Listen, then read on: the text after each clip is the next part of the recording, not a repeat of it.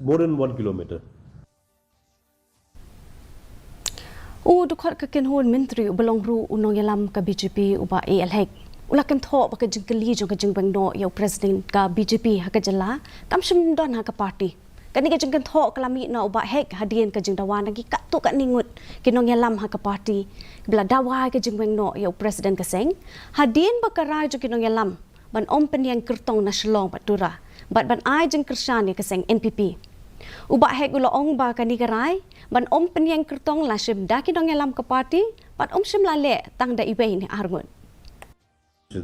I appreciate the Vice President of the BJP and also the sitting MDC has done the right thing.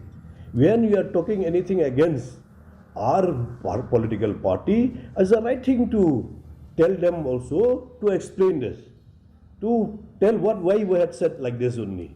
So that is a very right thing, step taken by our state president. Response is positive. What kind of response you are looking for? When we are talking, that it has to be positive response.